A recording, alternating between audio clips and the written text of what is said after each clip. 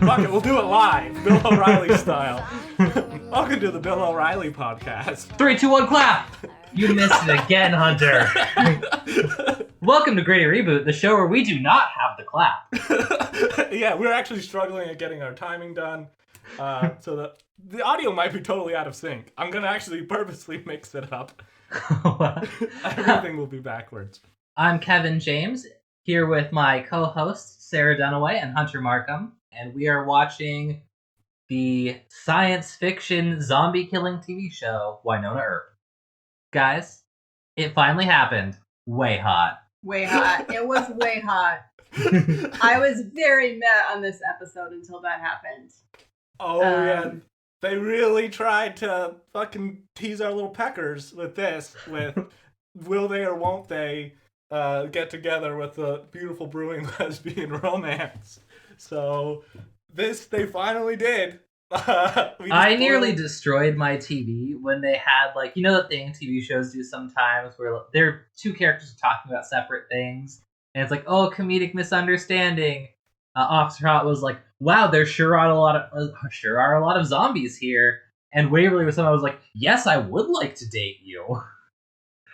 And I was like, great, this is going to go for another episode. They're not getting together until next episode or the one after that. But then they got together this episode and it was okay. Yeah. They made it work. They made it happen. So we may have got there through a couple awkward scenes, which I wasn't super down with, but we got where we needed to be. Mm-hmm.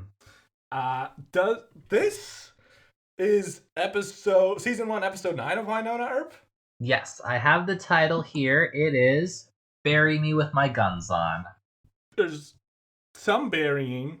No one has guns on when they get buried.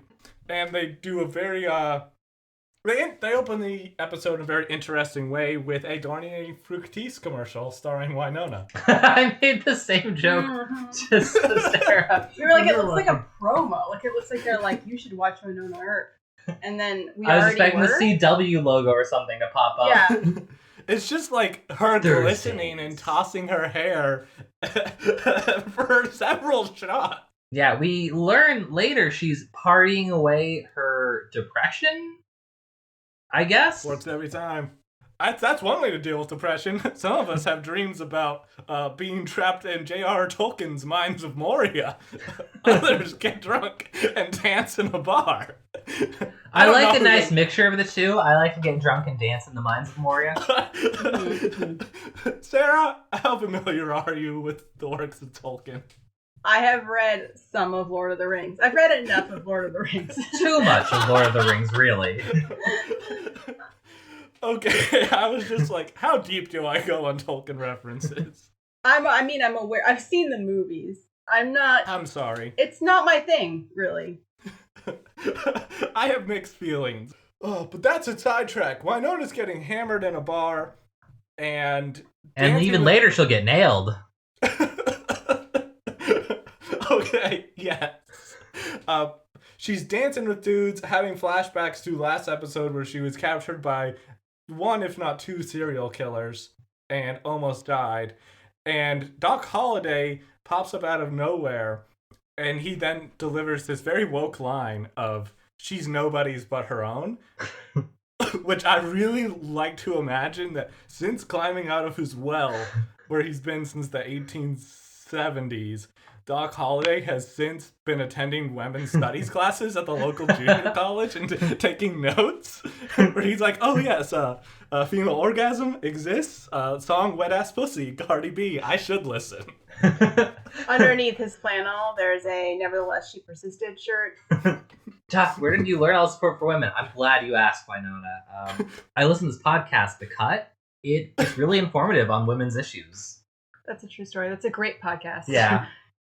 Let me tell you about the Me Too movement in case you haven't heard by now. So, yeah, Doc has really grown. He's at least presenting a front of being extremely progressive all of a sudden. Mm-hmm.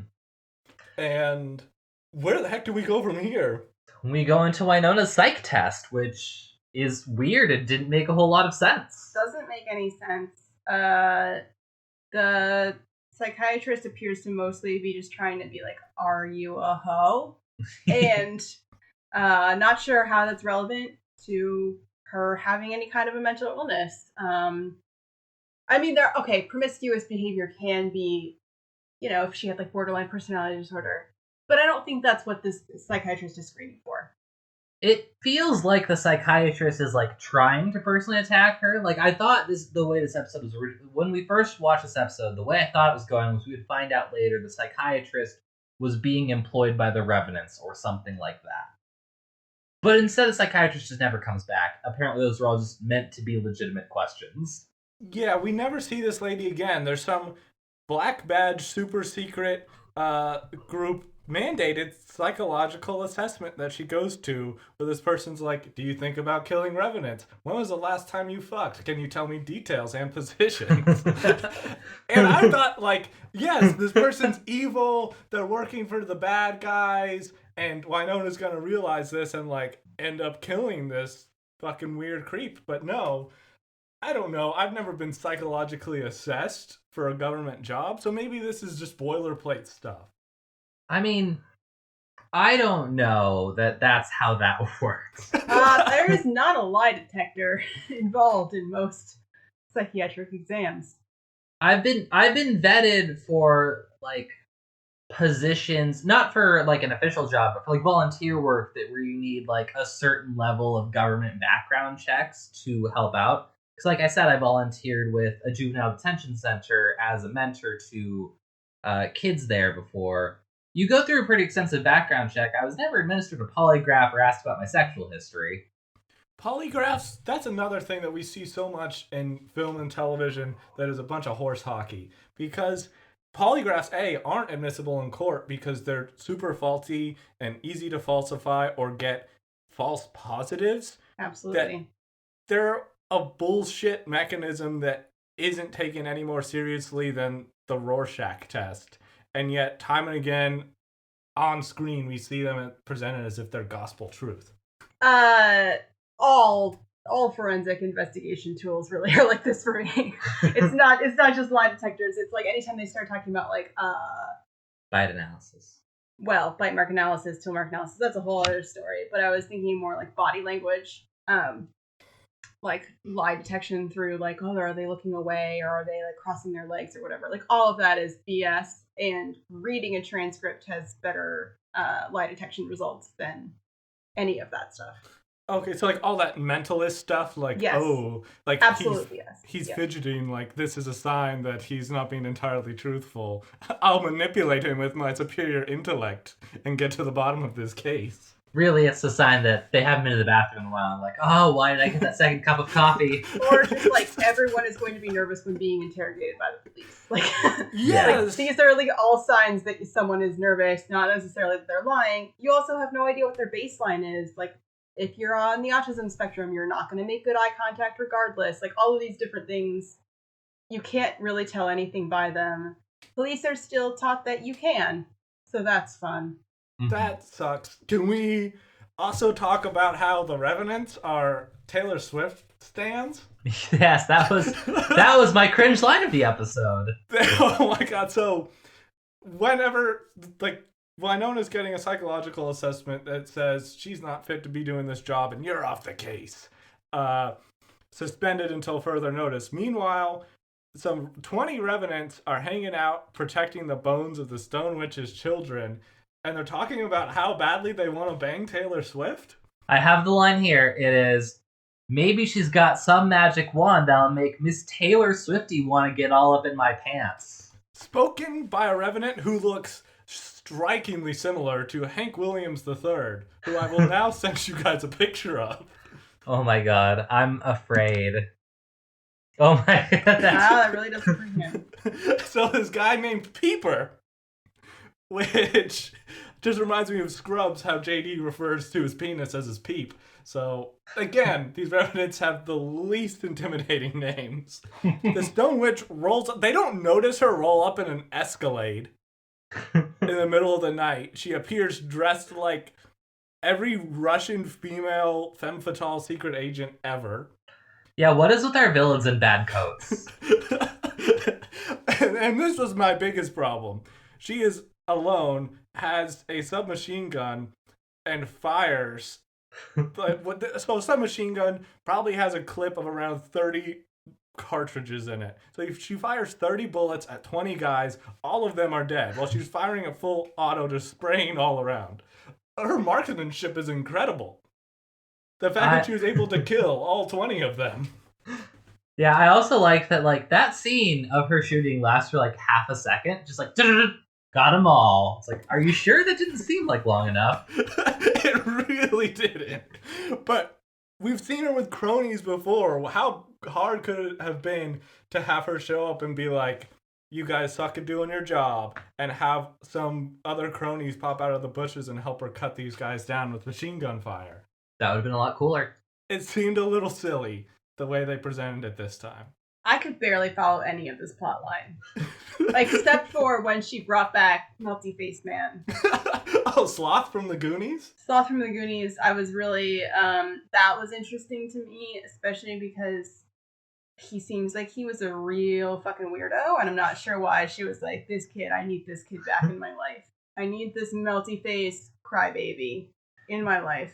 My favorite part is when he comes back, they're in like a cheap motel room set where there's like about 6 feet of room. And so there's a point where Melty Face Man, trademark name now, he like is supposed to be shown going crazy, and he knocks the Stone Witch back, but there's not room for her to fly back, so she just kind of like tumbles onto the bed like a couple inches.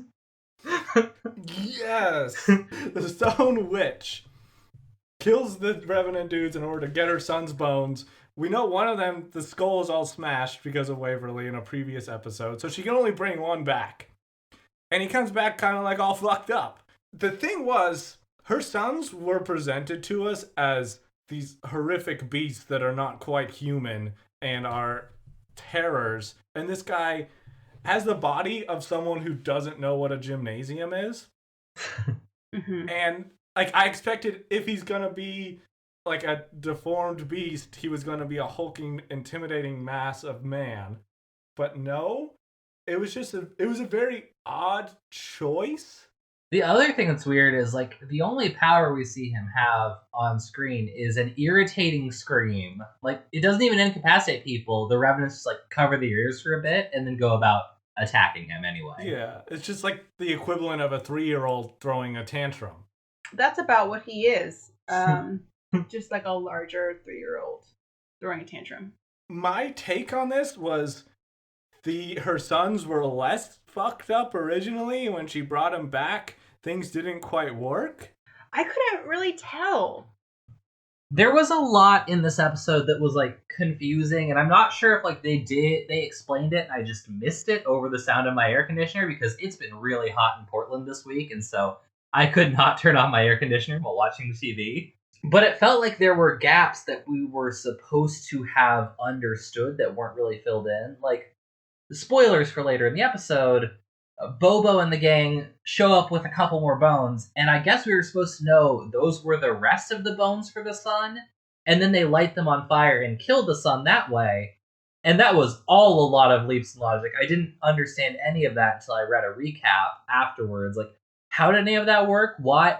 Whose bones were those? Why did lighting bones on fire from 10 feet away kill someone else? That was very strange. I haven't read a recap, so you can correct me when I'm inevitably wrong.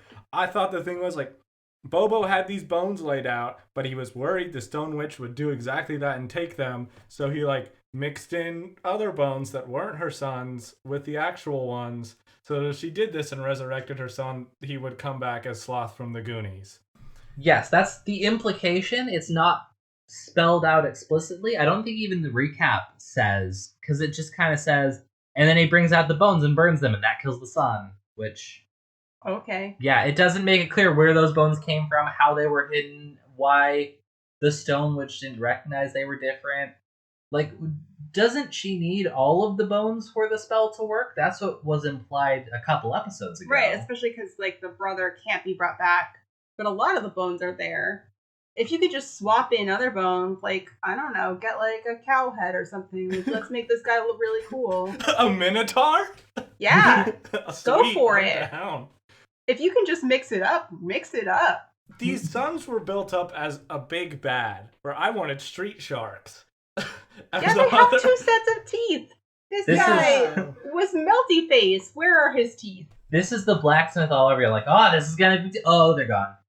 Yeah, and he's killed in one episode. So I think what they should do is go the other direction. Stone Witch keeps trying to bring him back, but less and less successfully until he's like Meatwad from Aqua Teen Hunger Force, or he's just like a gelatinous mass with eyes that she carries around in a mason jar. Love that. I love that for her. This is my son. Oh my god. So I really wanted to just continue to descend until she's just conjuring up primordial ooze and cooing over it. So, hey, let me write this next episode. I think one thing this episode really needed was a lot of structure help. Like, because if we jump back to the Winona plot for a bit, after she gets put off the force because she failed the Psych eval, she sees a guy with a tattoo at Shorty's, assumes he's a revenant, holds a gun to his head, and threatens him until he pees himself and goes, oh no, this guy's a human, not a revenant. Oh no, it's just like the psychiatrist said. I did confuse a human for a revenant, but like, it was not interesting to happen in this order. It would have made a lot more sense if, you know, being really scarred from the encounter with Jack last episode, she goes and almost hurts a person, and then the Psych eval comes. And then she gets put off the force. And now there's some tension. Is Winona losing it? But because the psychiatrist just seemed evil, we're all like, this doesn't seem like a real problem. It seems like she just got freaked out a little. Yes. I think you're absolutely right. They should have done this in reverse order and built tension instead of this strange predictive thing where now we have to go back and remember questions and answers from a psych eval and cobble together the story. It feels like we're chasing after the story and trying to put the pieces in order rather than having something cohesive presented to us where we have revelations along the way. Mm-hmm. This is a dip in quality from the last couple episodes, in my opinion. I agree. There was way too much Bobo in that there was some Bobo. In that, yeah, he existed in the episode. I saw his face and I was like, I'm bored now. Hated all of that. At one point there was an argument between Bobo and like, was it the Peeper? Stone Witch? Peeper? It was 2 men. And I was just like, I couldn't care about, like, I care so little about this right now. Maybe they're arguing over his coat. I don't, no idea at this point. I don't care. Hey, there was a coat line. Winona disses Bobo's coat. I know, I heard that. That was my best line of the episode. Yep. She says the coat was something that Lady Gaga would probably call a bit too much. Which, yes. Great. I mean, it looks like it needs to be fumigated. It's disgusting. The coat looks more bedraggled to me. Maybe I just hate it more each time I see Bobo because he's the worst villain that this show has. He really is. And so, like we kind of hinted at, he and the Stone Witch have a confrontation, and it's so devoid of any tension because I don't care about either of them. It's like, wow, no matter which one goes, I feel like the show will improve. Yes, because when we had Jack the Ripper and weird serial killers and stuff in this show, I was into these villains. But that was because we didn't have to see Bobo on screen. It doesn't feel like it's the right role for this actor. No, none of the men are well cast, as we've discussed. Like, none of them doesn't feel right with any of them, really. Speaking of which, we get to more awful men that we don't like. Doc Holliday and Winona have some more making out because she's like, I'm losing it. I'm addicted to the thrill of murder. And he says, wow, we should hook up. That's not a red flag at all. That's not every red flag and several road flares. So she also talks about the Earp curse, where I guess it's the fact that the Revenants come back, but she acts like it also has to do with her own mental state. And I think that from how they talk about Wyatt and Doc having this bond of best friends, that the Earp curse is that you're attracted to Doc Holliday even though he's not cute. Yes. Yes. It's so baffling to me. I was sitting there watching thinking, like, did they need more, like, straight women or bi women who are attracted to men involved in, like, figuring out what to do with these scenes and these actors? Because I know the show creator, I'm pretty certain, is gay, and I know that that's, like, a lot of, that's very involved in the show. Maybe that's why the men all suck. It's like, what are straight romances like? Just like a hot woman who's too good for a guy just keeps throwing herself at him over and over? That sounds right. I mean, according to our gay friends that we know, that sounds like exactly what they think. So, yeah, I mean, that definitely... We've cracked the code! Yes. Dude, okay, I've been on the receiving end of those relationships where I'm like, this woman's way too good for me. And I remember when I used to work in retail and I would see couples come into the store and I would always be like, wow, girl, like, you could do a lot better. And I'm not talking me. I'm just talking, like, in general. Oh, yeah. I mean, it's a very real thing. And, we have a friend who constantly talks about this. That she's just like, what are straight women doing? How do they put up with this? And the answer is none of us know. And sexuality is clearly not a choice. And there's really a lot to say on the matter. If it was. If it was, you'd all be screwed. So sorry. I mean, you would be screwed. You know what I'm saying. I don't... Oh, where was I going with this? The Wynonna and Doc thing is super strange. I think I have some notes on this. The thing that I have notes on about the scene is, like, so there's, like, a quick shot of Wynonna in lingerie straddling Doc Holliday, and then I can't remember what he said, but it cuts to black, and when it comes back, Doc Holliday's getting dressed. Like, oh, that was oddly restrained for this show. Like, normally when they get one of their, actresses in, like, something skimpy, they would focus on her. Oh, well, Winona's still in lingerie wandering around. Okay, it all makes sense now. Yes. So, I know that it's come up before that I am Archdeacon of the Champ Monks. So, some of us, and by that being me, because I like Melanie Scrofano. She's a great actress. She's fun in Letterkenny. She's great in Wynonna Earp. I've started a new fan community called the Scrofanos. Great. So, feel free to join. We have a little issue with spelling. I think we're just going to have to capitalize fan that's in the middle of her name. I've been sitting on this joke since last time we recorded. Oh my god. I just want to make fandom names, and they already have a really good couple name for Waverly and Nicole with Way Hot. I don't know if there's one for Wynonna and Doc. It just sounds, it's not worth it. Wine a day. I'm thinking it's nah. Pretty much. I think that's perfect for this. And we touched back on this thing that I think in a previous episode we barely understood, was that when Doc Holliday shot the Stone Witch, he was injured, as if he had also taken a bullet to the shoulder. And Wynonna, upon finding this out, says, oh, because she gave you immortality, you two are bonded, so whatever happens to her happens to you. Which, okay, we get this established. Step B, Bobo and the Stone Witch have a confrontation in which her melt banana Japanese noise rock son gets murdered, and Doc's like, I can feel her pain. So there's a clear connection. Then later, Wynonna's like, oh, I can bury her, or I can kill her, and it won't affect you. Which, what? I thought they were just bonded, and it didn't matter if it was Doc Holliday who was to kill the Stone Witch, or if it was Joe Smo off the street, that it would still impact Doc Holliday. The rules are really fuzzy.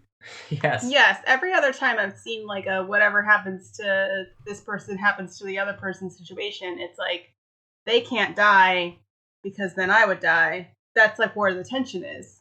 Yeah. This is a weird rule, and I don't get how they know any of this. Like, are they like advanced witches that don't practice anymore? Like, where did they... That's the thing I think that Wynonna Earp really struggles with. Like, I don't think all shows need to, like, have this incredible underpinning of facts and logic or whatever.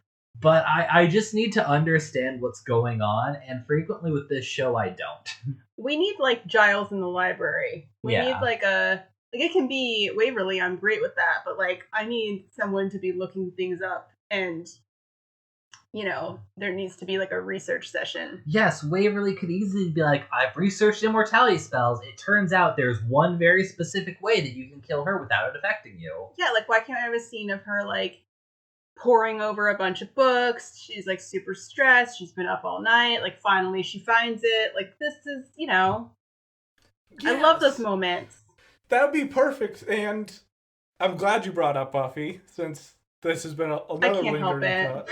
No, I legitimately am. But like Buffy has Giles, who is Mr. Smart Dude who knows all this stuff and does the research. And Charmed, they have the book of spells that they go to. In this show, they say, excuse you, it's the Book of 3. I'll just jump out my window right now. I've seen half an episode of the original Charmed. You need to live all the original Charmed like I did when I was 14 and there was nothing else on daytime TV and I was home from school. I was sick with the flu. It was a low point in my life. The internet connection was down. Trust me, the remote, I'd lost it. I could only watch Charmed. That's the only situation in which you watch Charmed. No, it was actually like one of the few things on that was like not completely insulting to your intelligence to watch if you were home from school and needed something to watch. Also, I think I was the perfect age for it at 14, where it's like, I'm starting to get adult stuff, but I don't have any sense of quality yet. Charmed.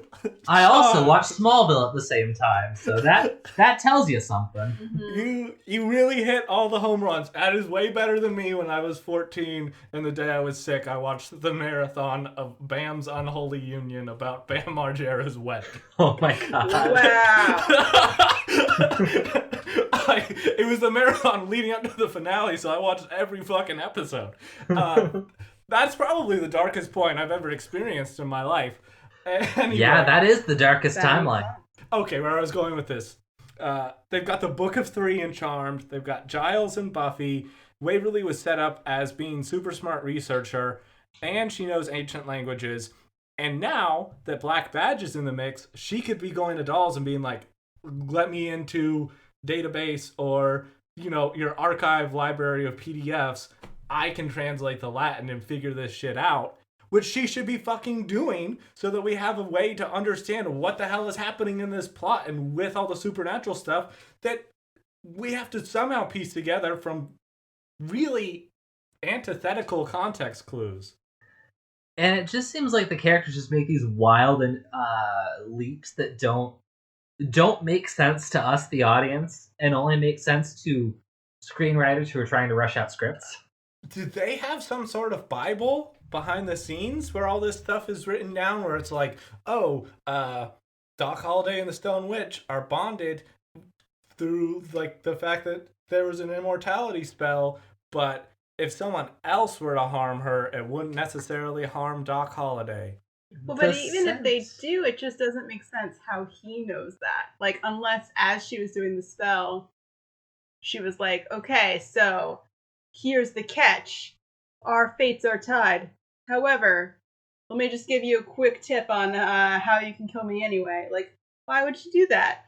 Yeah, the sense I get from the show is that I bet they do have a Bible, but I bet they're also playing kind of fast and loose with it. Like, I doubt they're like the Star Trek shows, which have a Bible the size of, like, 17 Oxford English dictionaries. Wynonna Earp probably has a Bible that's, like, 6 small sheets of paper with a couple, like, one-liners scribbled on it. Wynonna is sarcastic. That's canon. Everyone hates her. The whole town. She's fucked everyone. And we had a character who may have even been sort of our cipher or our way into the supernatural world on the good side in this blacksmith chick, who we could have developed and had Waverly learn from, and there's a plot line of Waverly becoming the most powerful witch, which I would have been down with.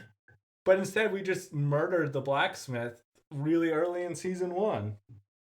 There was a lot of things that, I guess, I don't know where they're going, and instead of a sense of suspense, and I can't wait to see more, there's times where I'm like, I think they're shooting themselves in the foot.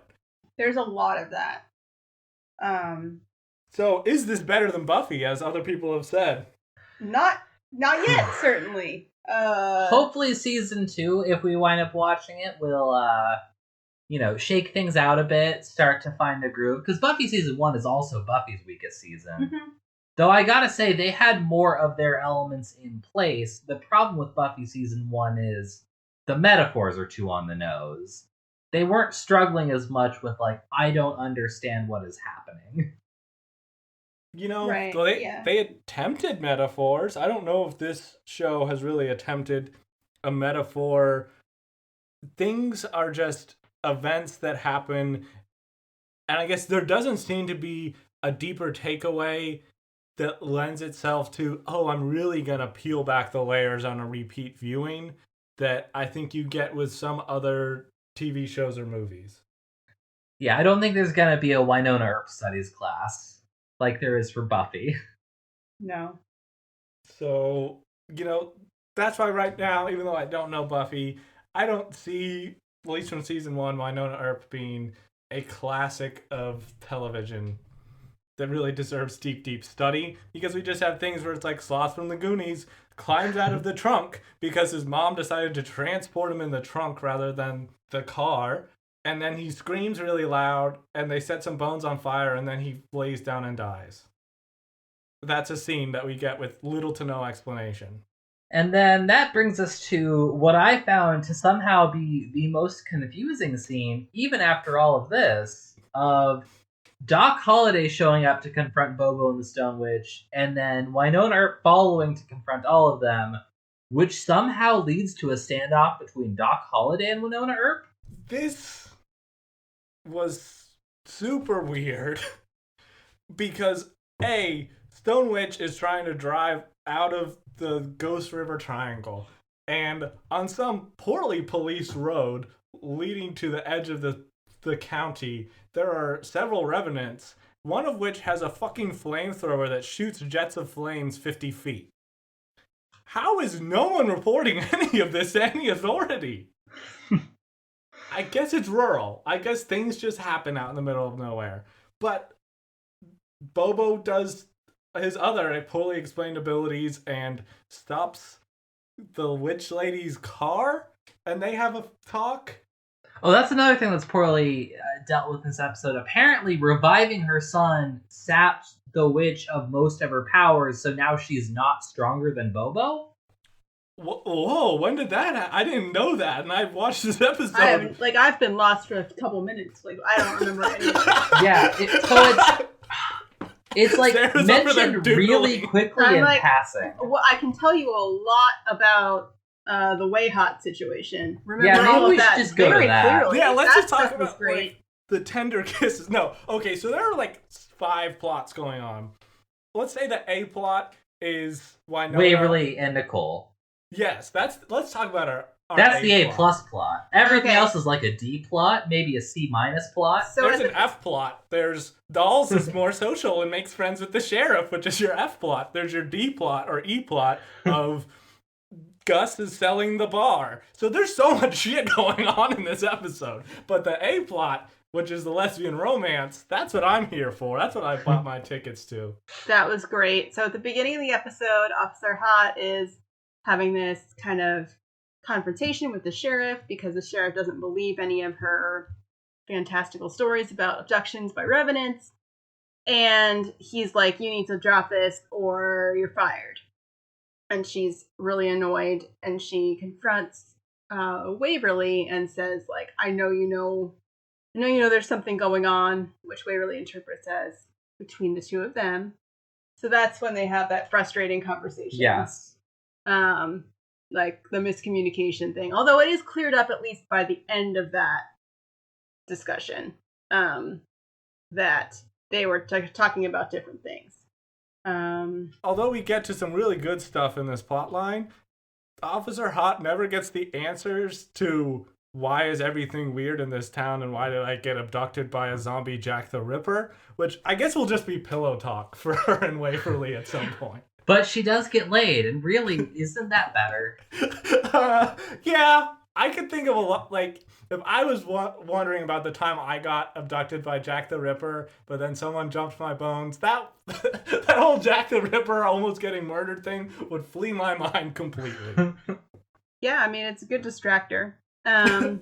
So Waverly kind of indicates during that conversation, like, I don't know, I'm not ready, this is new for me. And it's kind of dropped for the time being. Officer Hot seems kind of like a little bit miffed, but fine, where she's just like, all right, whatever you want. And then later, we find out what Waverly does want, and it's to jump Officer Hot. Surprises her in her office with kissing, and then gets her onto the couch. It's all excellent. Yeah, it's pretty cute. That's what we wanted, especially when I got really pissed off after their initial argument when they have a little scene in the cop car, this little tete-a-tete, where Waverly's like, oh, I want to be just friends. And I was like, last scene, you were saying that you were interested, and now you're saying you want to be just friends. This is sending a lot of mixed messages to Officer Hot. I feel for her. So I'm glad Waverly came through at the end and was like, I know what I want. So tell me what you want, what you really, really want. I'll tell you what I want, what I really, really want. What was the line where she's like, I know what I want to do most in the world, and it's you. And then she's like, well, that sounded more romantic in my head. Yeah. Which was a good line, and it was cute, and it's just nice to have a relationship we can invest in. It's come a little late in the first season, but at least it's here. When they have their little, like, you know, you should stop talking. Why don't you make me a thing? I was like, finally, like this is like actually sexy what's happening right now. Whereas everything that has happened with Winona and Doc, I'm just like, I don't even want to really watch this.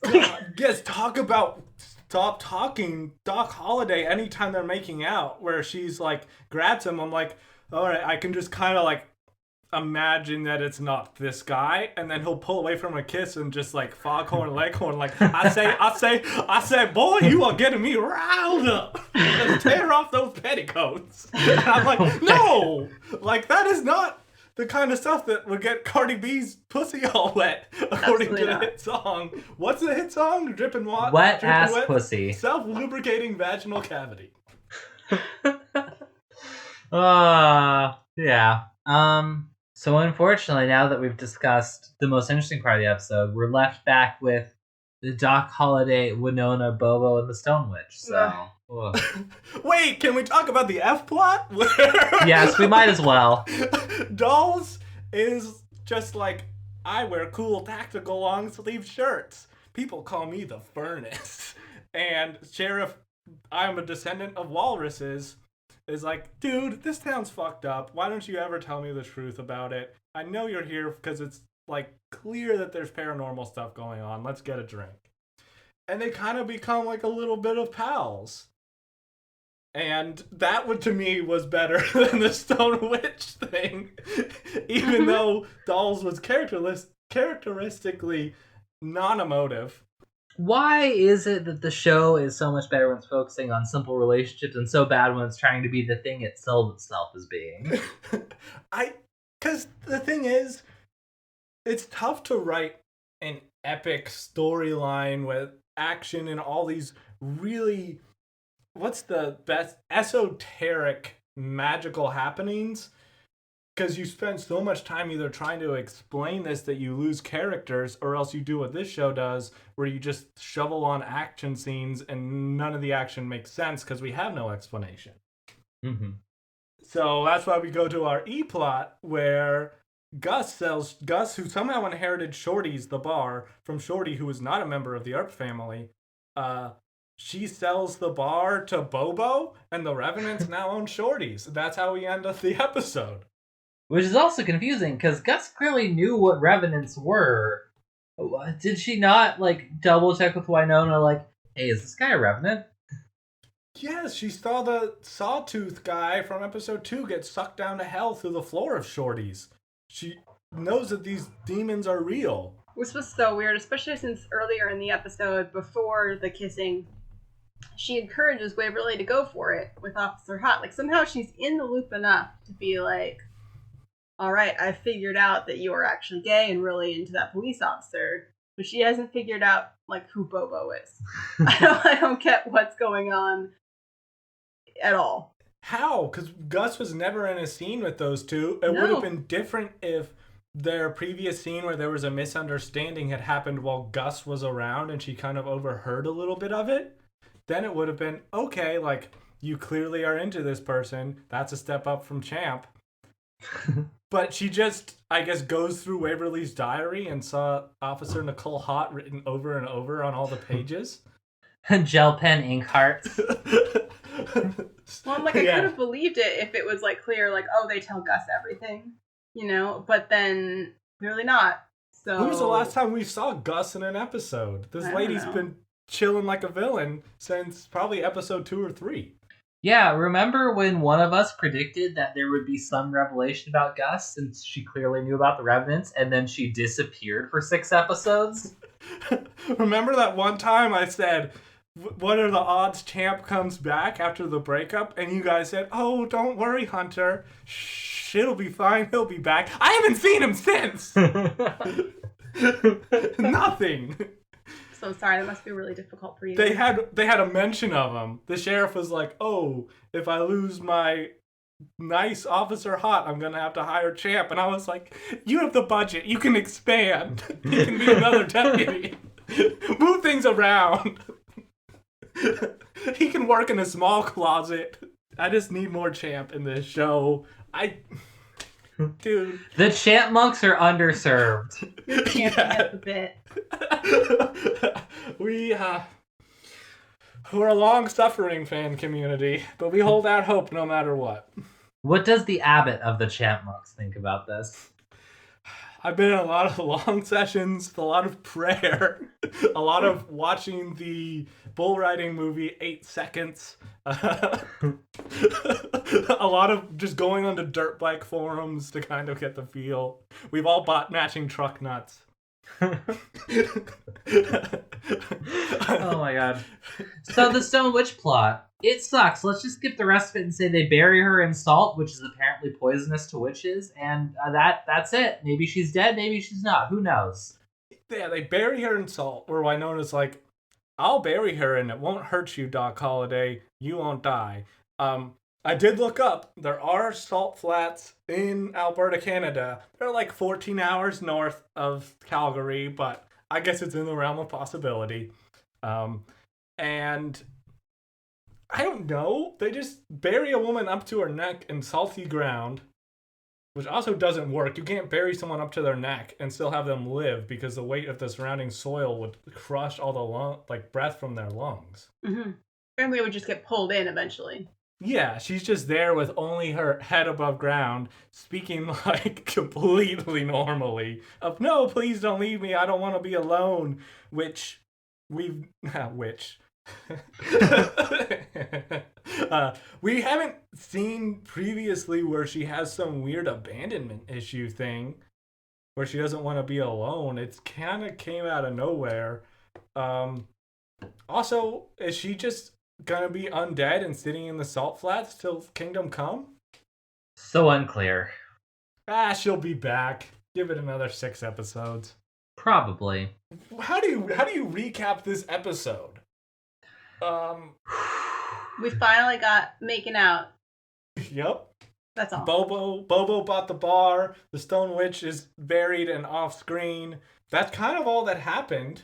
This whole buildup of the Stone Witch's evil sons that have a lot of teeth and are super sinister was a huge letdown. Yeah, this kind of reminds me of like the Riverdale episodes, like just before the big finale arc starts, where they're just trying to wrap things up and get everything into place for the final stuff, and they're just big messes because it's just too much happening. It's impossible to keep track of. Did you hear that, Wynonna Earp writers? You just got compared to Riverdale. There is no greater insult that Kevin can send your direction. At least there weren't any bears. Yes. I don't know. I got an instinct about Bobo. Oh, yeah. Maybe he's part of a thriving gay community in Purgatory, and there's bears of all kinds. That would make him much more interesting to me. Yeah. If he's just this for it. polyamorous, polygamist cult leader, yeah, maybe I think this is what I really want to dive deep on if we have the time and the inclination. Bobo has underwhelmed us consistently, and yet in every episode we see people such as Hank Williams, the third clone in this episode, say, I volunteered to deliver this message to Wynonna Earp that Bobo has bought the bar shorties. Even though I know you're gonna kill me, Wynonna, it's worth it. Is it worth being sent to the torments of hell in order to tell a lady that her favorite bar was purchased by someone she dislikes? I mean, he got a good, 2 seconds of her looking slightly shocked at that. So, I mean, I'd say that's worth it. But the fact that Bobo engenders this sort of loyalty when in a previous scene, Doc Holliday's like, oh, keep your word and let me take the Stone Witch or no one's going to trust you again. And everyone's kind of grumbling and agreeing with him. 5 minutes later, they're willing to walk to their death to deliver a simple message about Bobo's latest investments in the food and beverage industry. It doesn't make any sense. Maybe he just won them over with free alcohol now that he owns a bar. He also just isn't enough of a villain for this to make any sense. I don't really understand still why Winona would even care that much. I get why she wouldn't want the bar to be owned by him, but I don't get why it's a dun dun dun. Is it time for another Buffy comparison? Is there a bar in Buffy I think it is. No, but there's a major villain in season 2 who kind of drives Buffy over the edge, and the way that he drives her over the edge is the first major character death of the series happens. That villain kills their close friend and Giles' love interest, Jenny Calendar, and so Giles goes on this reckless mission where he's suicidally charging in. That's the kind of thing I get why this is a dramatic moment. Or how you're trying to give no spoilers for a season that aired in 1998. No one can know that Angel goes evil, okay? Okay. All of this is completely over my head. Because I barely know who most of these characters are. Angel is Buffy's love interest for the first 2 to 3 seasons. But she was into Spike. He's love interest for seasons 5 through 7. I don't approve of that. Okay, this is me as little to no knowledge of Buffy. Does she ever have a rap career where she goes by Buff Daddy? Yes. And then B. Diddy. And then just Buffy. Great. So I'm all out of ideas for Buffy fan fiction. Oh my god. That's what we should do. We should pick properties that we literally know nothing about and write fan fiction for them. Clearly, Sarah, you're gonna have to write some Lord of the Rings fan fiction. Can you come up with enough adjectives to describe what the grass looks like? I really just want to insult fan bases, but Bobo, we don't have this, buying a bar is not the same as a meaningful character death or anything of the sort. If Bobo had killed Gus and stolen the bar that way, holy that would be shit. Dramatic. Yeah, but this is she was gonna find that out anyway. I don't know why this is a big reveal. And he paid for the bar legally because Gus has money in order to give Waverly a check and say, this is for you to get out of purgatory and make a new life for yourself. Bobo didn't do anything illegal. This is probably the least evil thing he's ever done. I like to believe that this is actually the show transitioning to a new format. Now it's going to become Canadian Cheers. Bobo's going to run the bar. Nicole Hot will come in and go, Hot! And then this assistant bartender will be like, what's eating you today, Miss Hot? And she'll say, hopefully Waverly if I'm lucky. Yeah, he's like, he's always had too much free time on his hands. So now that like he has a bar, he's like, oh, I could turn away from a life of crime and being a revenant, and like I'll just serve drinks. I'll work on my drink game. Completely new show format going forward. Bobo's bar ownership just completely changes them. He's just like, wow, I mean, I knew I was walking into a mess, but these books are all upside down. We're going to have to find a new way. You know what? We're going to have a girls' night. Women drink free. And all sorts of misadventures as he tries to turn this bar around. It turns into a show that's focused on prison reform and the power of careers for rehabilitation. Yeah, great. Oh my god. So Bobo, A, seems like a pretty upstanding business person in this instance. B, I would like to see him as more of a cult leader who does creepy manipulative stuff to inspire this insane loyalty people have in him. He doesn't have any of that. He's just a guy who kind of gives orders sometimes, kind of cajoles people at others, and then by the end of the episode is just chugging whiskey straight from the bottle and hollering at the top of his lungs. Right, it doesn't look like a dramatic shit's going down next episode. It looks like, man, our trip to Cabo's gonna be wild. Yes, we could cut this up and pretty much make it the opening of like real world Alberta. So you said previously, Kevin, that this feels like Riverdale episodes leading up to the finale. Riverdale season 1 had an attempt at an overarching story, which was there's an unsolved murder. What the hell are we building up to with Wynonna Earp? That's the big thing we have to deal with. I guess just a confrontation with Bobo, which is underwhelming because there have already been confrontations with him, and we don't know what his plan is or why it matters, and he's, like we've all been saying, he's just not an interesting enough or bad enough villain for us to really invest in this. They're on screen together in this episode during the confrontation with Doc Holliday, Bobo, and the Stone Witch. Wynonna's there. All Bobo says is, oh, you and Doc Holliday are screwing. No one filled me in on this juicy hot goss.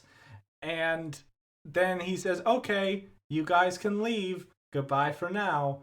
It doesn't seem like we're building to there's a huge showdown. Because they've had several pseudo cordial conversations. Yep. How do you ratchet up from this white hot intensity? How do you kick it up even further when you've already kicked aside the best villains that we've had in the serial killers and the Stone Witch? I hope they turn Dolls into a big villain. I would That'd be love nice. that. Because he needs something to make him interesting. They've also totally dropped this thing that they had 3 or 4 episodes ago where he's on drugs and is trying to hold back his essential lizardness, which I guess could be a metaphor for... this whole show's a metaphor for exploring one's own sexuality. Like Wynonna is coming to terms with the fact that she's into way, way older guys. Waverly realizes that she's into chicks, and Dolls just needs to accept that he's not a man or a woman. He's a lizard person. There, that's my Wynonna Earp Studies lecture. Let's just go to ratings. I don't know if we got anything else to say on this. Yes, unless you have any other essential notes. I'm gonna go 3 out of 5 melty faces. All 3 points are for Way Hot, and no points are awarded to any other part of this episode. Yeah, this episode is definitely getting a bump from them getting together. I'm gonna go... What was your rating? No, I mean... Melty faces. Melty faces, yes. Because I was like, I should do melty faces. Like, no, she just did that, didn't she? 2.5 salt flats. Ooh. Okay, mine is a Hank Williams rating system. There are 3 Hank Williams. There's Hank Williams 1, who's a country legend. There's Hank Williams the third, his grandson, who looks like a straight-up hillbilly meth cooker, who also did some pretty badass songs, though, and he played in some dope metal bands because he's completely insane. Then there's Hank Williams 2, who's the guy who did the Monday Night Football song. This episode is a Hank Williams 2 Monday Night Football last motherfucking episode. Oh my. It gets a Hank Williams 2 out of a possible all Hank Williamses. This is a confusing scale, but I think I get it. It's the worst of the Hank Williams. Yes, I understand that. It's just... Alright, 1 is the best, 3 is alright, and 2 sucks. Yes. That's what I'm going with here. Fans of country music will understand. You're gonna be really thrown off when Hank Williams the 4th comes around. You know, I know Hank Williams III is the guy who was playing in, like, punk and metal bands, and he only started playing country because he was the grandson of the country legend and looked and sounded just like him. And he needed money because he needed to pay child support. So he called up Nashville and said, I'll do a country record, I just need money. So there could be multiple Hank Williams 4s floating around. Why do I know so much about Hank Williams?